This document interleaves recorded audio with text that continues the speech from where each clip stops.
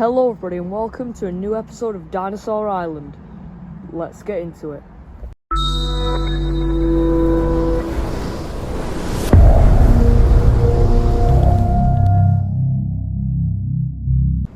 Today we're going to be focusing on this one water source in one of the rocklands, only a few miles out from the plains. The first dinosaur to arrive is Scotty. He leans down to drink. Fang's on her way. She's just woken up, we believe. And Scotty's just waiting for her here. Before we go back to that other water source, let's move to the actual rocklands, to another water source. Here we see Areu Sucus. That's how I'm going to pronounce it from now on. Just having a good time in this water source. But soon, he leaves. Why? Apache Rhinoceros has arrived. This one we know. This one's Uno.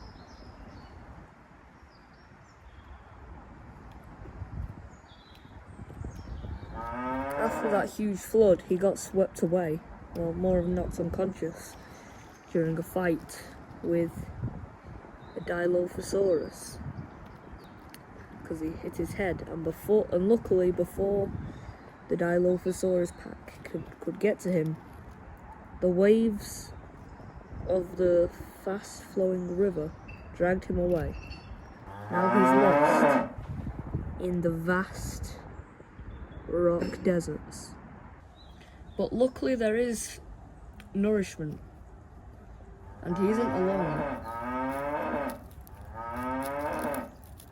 The Triceratops is feasting on a tall succulent.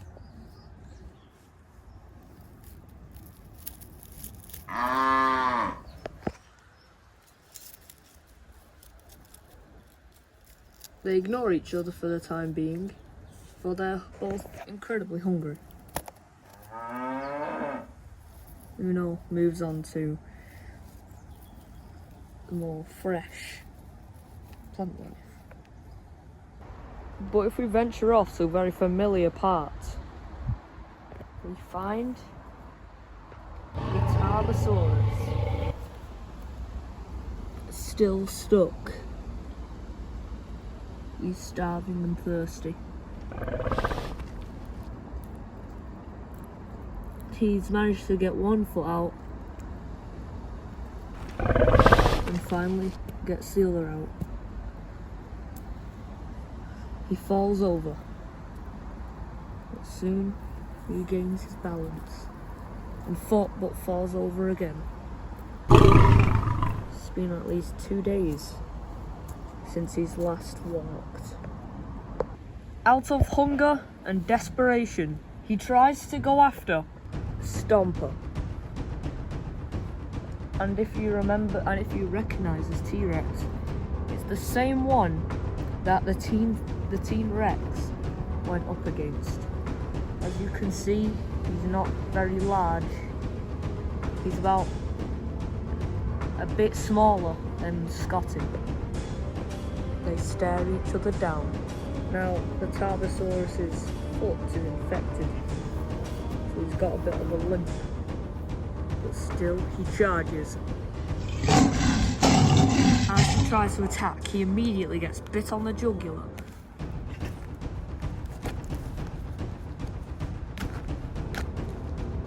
And taken down.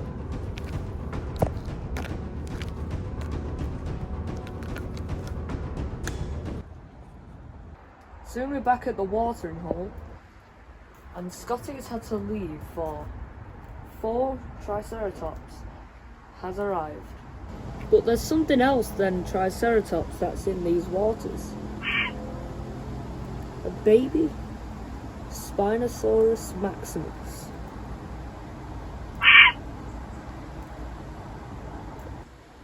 By the coloration, this may be Blueback's child.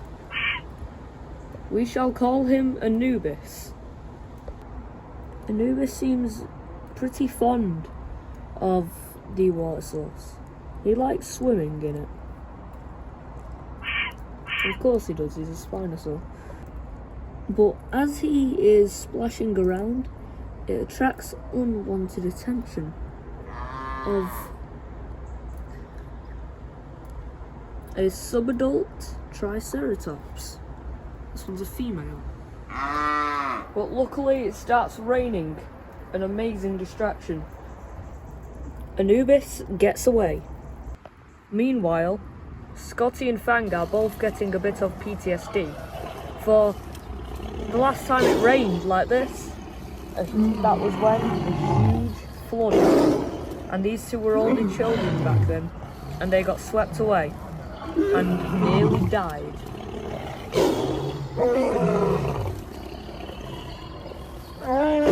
Fang goes back to the nest to find cover, and soon Scotty joins her.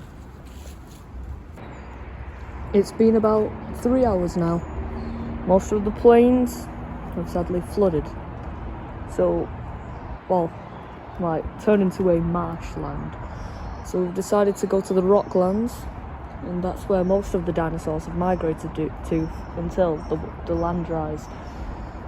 And the reason why we had to shut down all the cameras was because the rain was so ferocious this time. It destroyed most of the motherboards inside of our GoPros, which I am shocked by myself. At the watering hole, Frank and Scotty lie. Scotty is just fallen over to wash off a bit of dirt that was clinging onto his skin. Fang leans down to get a drink. Now this water source is very reliable, for it has some small fish, some bugs and clean water. Sure, a bit dirty, but it's drinkable. Soon Scotty walks in and has his drink. They soon both get hungry and decide to go hunting. Scotty sets off first, and then Fang follows suit. Meanwhile, at a different watering hole, we come across a familiar face. It's the bull male Stegosaurus, known as the Triceratops. He has arrived to have a drink. Sure, he still hasn't found his herd yet, but soon he will find something that will become a major challenge to his life.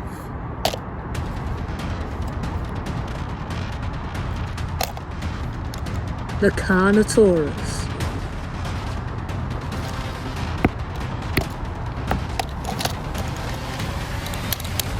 We'll fight for this watering hole for permission to drink.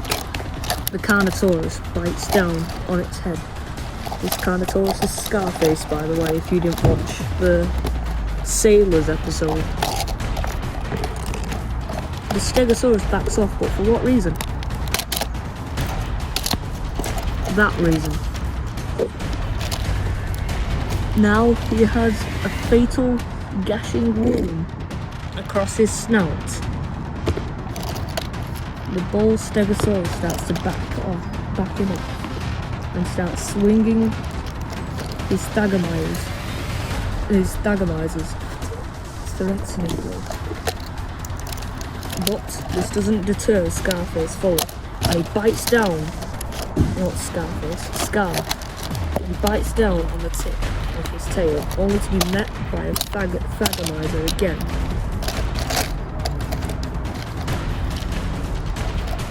He roars in anger before leaving. It seems like this large Carnotaurus can't defeat all herbivores on the island, and the bull male lets out a roar of victory. Soon, the bull male has arrived at the more popular drinking spot. He's arrived to clean off the wounds from his face. It doesn't get infected easier. It's hard to clean off. Very hard. and it's starting to get irritating too. Not a good sign. But Scarface hasn't gotten off that easily. He's out of breath, tired, and he's starting to get lightheaded. The gash across his face is starting to get to him, and it looks incredibly bad.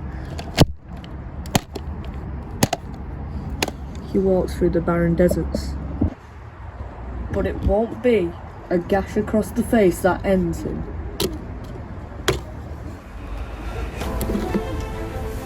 It'll be Stripe.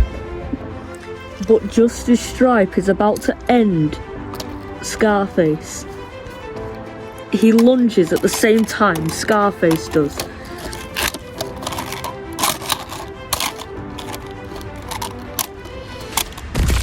He lets out a roar of agony as one of Scarface's horns penetrates his eye socket.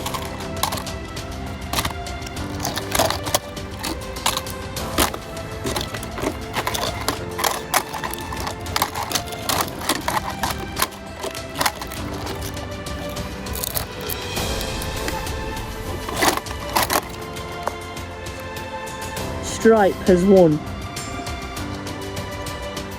The injury that Stripe was given to the eye is absolutely gruesome.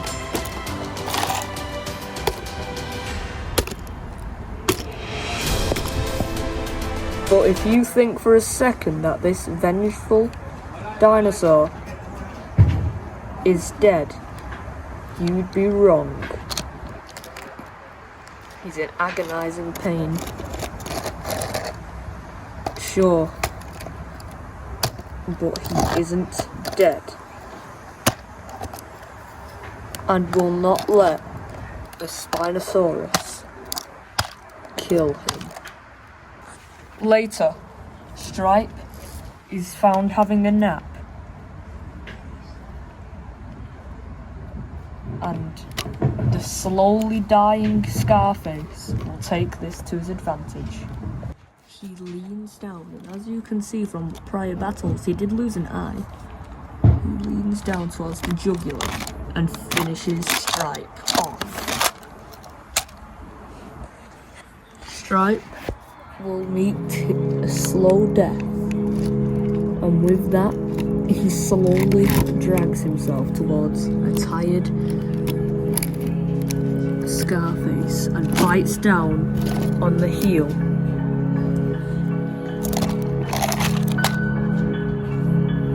They both die. Stripe is left with blood trickling out of his jaws, a bleeding eye and neck, while Scarface dies a quick death, and soon Stripe dies too.